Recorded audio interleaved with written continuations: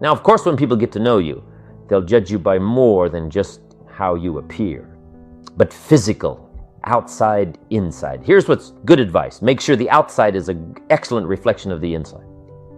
Interesting phrase written. It says, God looks on the inside, people look on the outside. So you got to take care of both. The inside for God and the outside for people. What's the old phrase? You never have a second chance to make a first impression. So the outside appearance is also valuable as well as inside vigor and vitality. Somebody says, well, people shouldn't judge you by your appearance. Let me give you a clue. They do. Take care of both.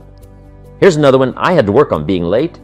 For the people that are always late, what do they care? They're not there when you get there. It doesn't matter. But if you truly want to make progress, not alienate, right, in the marketplace, here's what's acceptable to everybody. Being on time, right? Not being on time is acceptable probably, to a lot of people, but some, it's going to cost you. Now the mind must be nourished. It's got to have good food. Food for thought. Bread for the head, we call it. Yes, you need a slice of toast in the morning, right, for your body, but you need a slice of cassette. A slice of cassette you put in the car system and listen and listen. Let something feed your mind. Stand guard at the door of your mind. Don't just listen to anything and everything. Make sure that you're your own best filter of what goes into your mental factory and spins out the fabric of your life and future. Stand guard at the door of your mind. Spend time. Be a selective listener. But you got to have a good diet, a good mental diet. When you walk into a home and walk into the pantry of the kitchen, you take a look what's in there. This family's either going to be healthy or it isn't going to be healthy. And a lot depends on what's in the cupboard. What you bring home, right, from the grocery store that you feast on for the body. Now here's what's important. A proper menu for the mind to make sure that it's got a wide range of nourishment. Because the mind needs the full education. Now, that starts to develop the foundation for what we call a good life, a productive life, a fulfilled life. And we need this mental input. 2 days is a little staggering in terms of sort of a crash program. And you couldn't do it every week, a couple of days every week. It would be too much. But a couple of days to just really concentrate for a while. Hopefully I send you away from here tomorrow a little mind weary.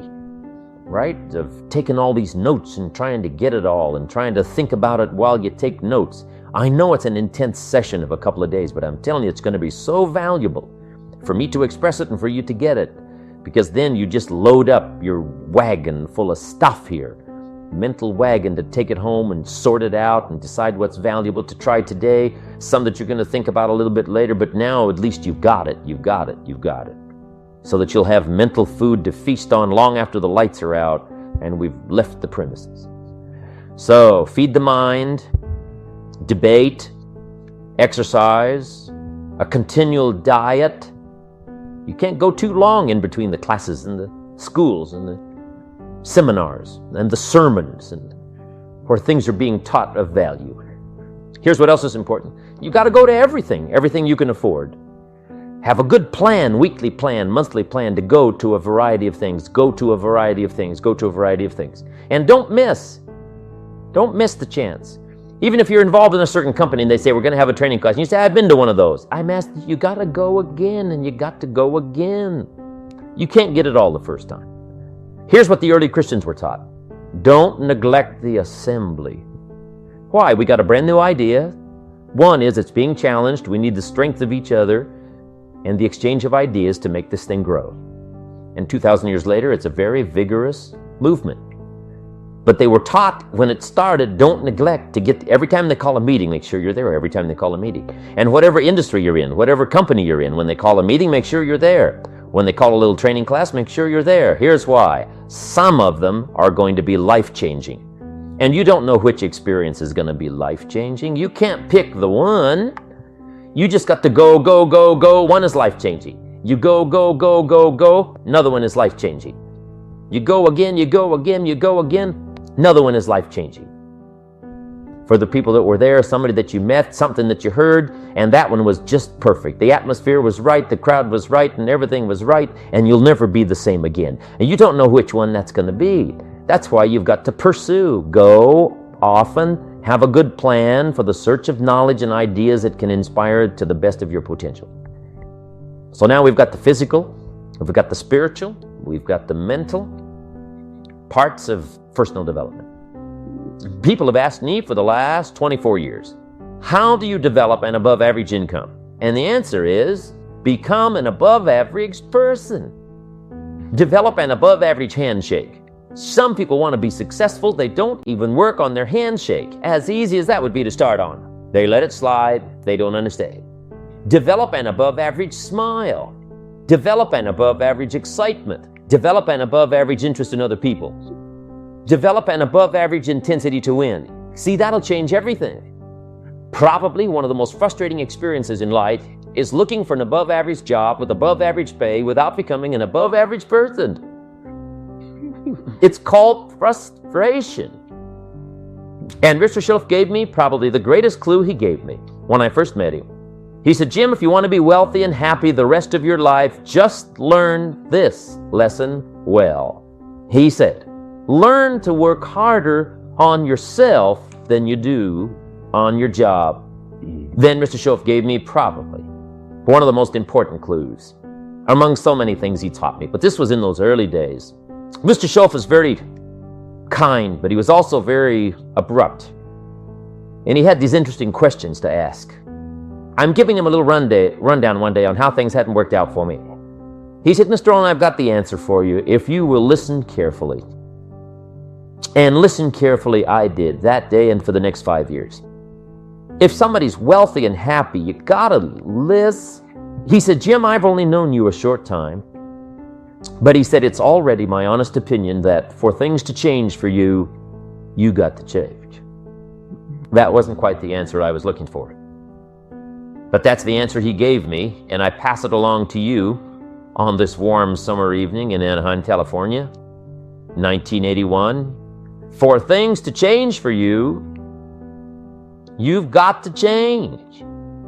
Otherwise, it isn't going to change. Before I met Mr. Shelf, I used to say, I sure hope things will change. That seemed to be my only hope. If it isn't going to change, I'm in serious trouble. And then I discovered it isn't going to change, so I'm in serious trouble. See, I can tell you what the 80s are going to be like. You have dropped into the right place. I did a seminar one time for Standard Oil executives and management in Honolulu. And we're having a conference one day on this big conference table.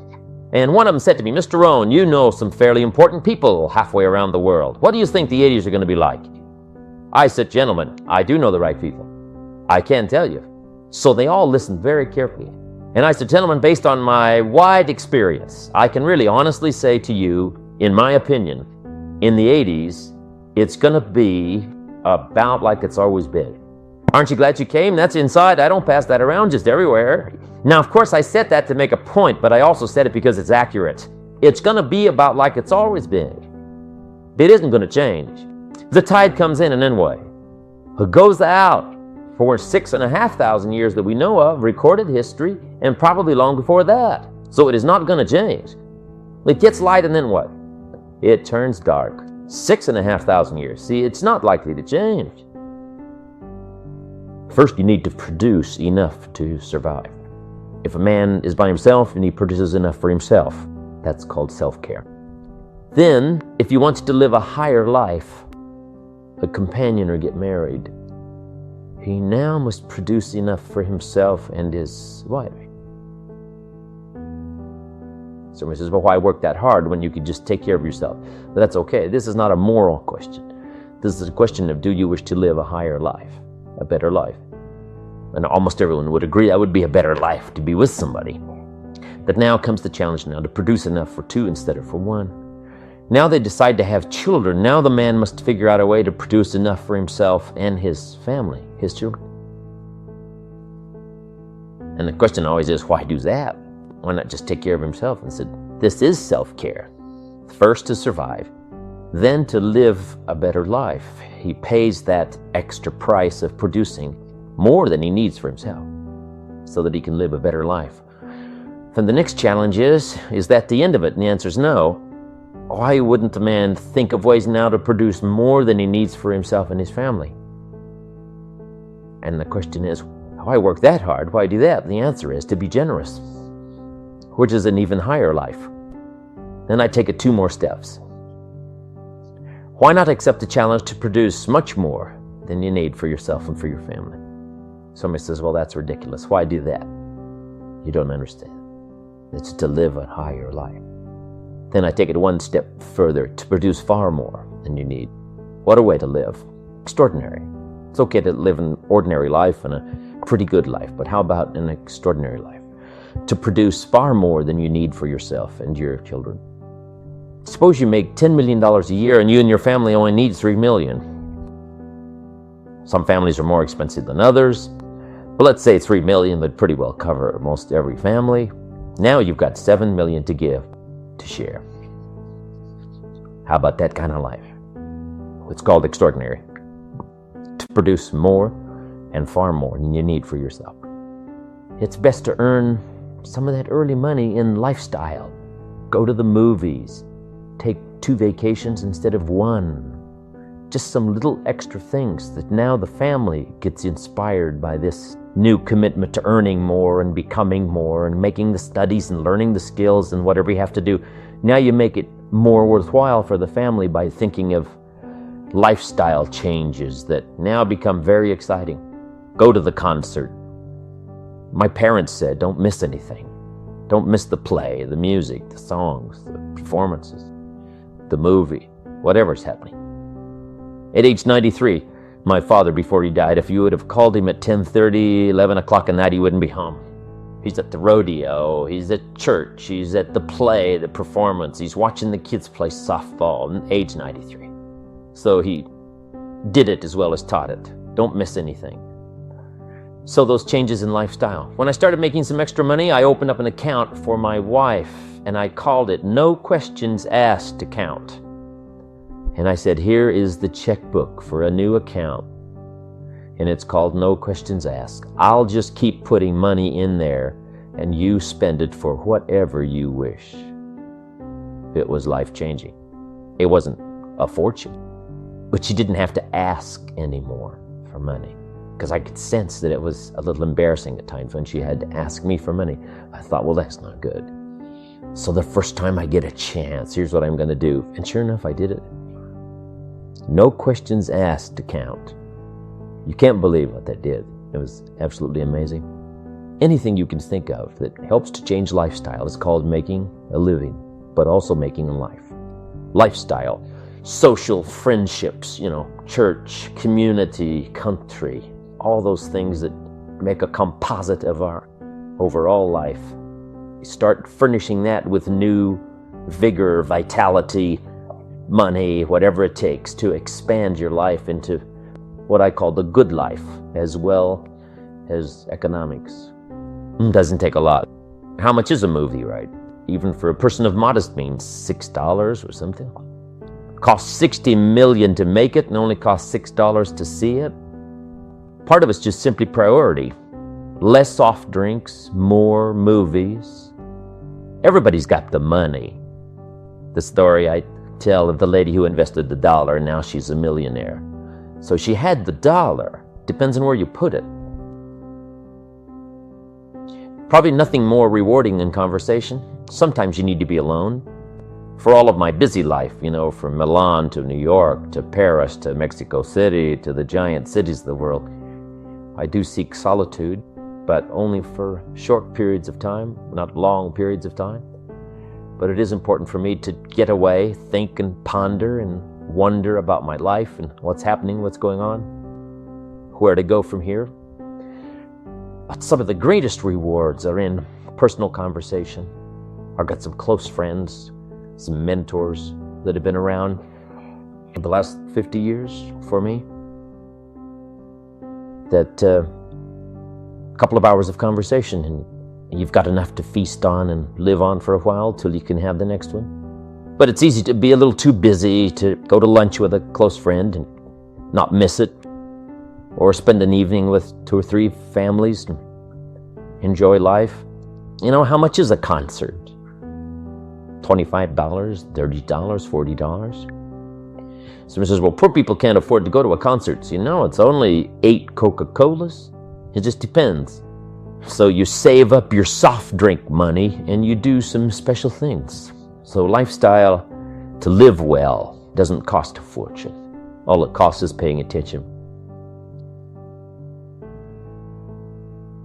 Then the little dramas.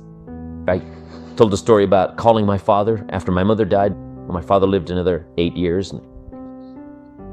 He spent one more year out on the farm, which I still have up in Idaho, where I make a little line and grow a few crops and live the good life overlooking the Snake River. But my father spent one more year the nights, and then he got a little lonely, and so I got him a place in this little farm village close by so he could at least go there, spend the night, have breakfast, and then jump in his car and go back to the farm. And then there's a place close by called the Decoy Inn, little cafe, where my father most every morning would have breakfast with the farmers. So I'd call him while he's having breakfast. Just takes 10 minutes. Papa, I'm in Israel. And they'd bring him the phone and we'd have this conversation. And he'd talk real loud so they could all hear the details. They gave me a reception last night on the rooftop. We'd say, reception on the rooftop. Underneath the stars, Pop, he says, underneath the stars. So everybody gets in on this little conversation he's having with me. Now he's got a story to tell for the rest of the day. My son called me from Israel, and I know he had to get up in the middle of the night. Makes it a much more special day. Only takes 10 minutes. Easy to, easy not to. I'd send him these postcards from around the world, and he'd save them. Show them around. When I get back, some of them had a little butter and jelly on them, right, where he'd passed them around at breakfast. Then he'd get to retell the story. I was showing these postcards to my friends, and here's what happened, and here's what they said, and it keeps this lively interchange between father and son going. I took him back where he was born in my motorhome one year. Odessa, Washington. Went to the newspaper office, and he went back into the vaults in this little community, and he found some newspapers dated 1903, when my father was born. So we went through them. No record of his birth. I said, you were born out in the country, Papa. No record of your birth here. Like me, I was born at home. Then we went back to Wheeler, where he last went to school. When they had a place in town, they used to have a dry wheat farm, a couple of thousand acres in Moses Lake. But we went back to Wheeler, where he last went to school. He used to arrive early before the teachers got there and lit the fires in the stove, 1 or 2 room school. And it was gone. Tried to locate the place where they might have lived and couldn't find it. It's probably gone. Only thing left in Wheeler was a church and a bar. And my dad says, well, that's a pretty good combination. Get messed up in one place and get straightened out in the other. So that's good, Father. Everybody has a different temperament and personality. And it's something that has to be developed, over a period of time. If you're too shy, you should really learn to push that into a small corner and speak up more. If you're a little too loud, maybe you should, calm down just a little bit.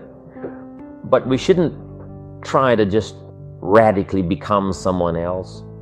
But that's what sophistication and civilization is supposed to do, is to make us civil. And to be civil in a civil society, we all must deal with that dark side of our nature, the positive side of our nature. And it isn't that it ever gets done or finished, but that we should suppress those things that would cause us trouble, not only within ourselves, but cause us trouble with someone else. It's a never-ending challenge, but to still always be who you are. But who we are is, you might describe it as dual nature. And the key to life is to become the most of the good in you and the least of the bad. So it's important also to see if you can't work on those things that are not in your best interest, both in your thinking process and developing your plans for the future, or in your process of working with others, sitting at a conference table or being involved in an enterprise. That's a constant. When some become wealthy now, they have to deal with ego that didn't show its sort of ugly head until, the money was flowing like a river, and now this little gremlin on one shoulder whispers and says, now's the time, right, to, conquer the world and let everybody know you're the master. And sure enough, it can cause all kinds of problems. One of the greatest difficulties of wealth is, handling this issue of ego and keeping it under control. So we need to reveal who we are, but we also need to master the art of who we are presented as our best, as it serves us and our children, as it serves us and our friends, as it serves us in our business. But it is a constant and it never ends. But if we can make a personal appeal to ourselves, I want to constantly work on developing the positive side of my nature and do my best to suppress that darker side that would not allow me to be most in what I can possibly be. I think that's what's important. When a president becomes president, it's interesting, what ego might do. Old Testament says, this king came to power and he was a good king. Then the next king came to power and he was a bad king. And that's always happening, whether it's good king, bad king, or whether it's inside of our own head. We all have to deal with that. But you might make this note, it's part of the great adventure.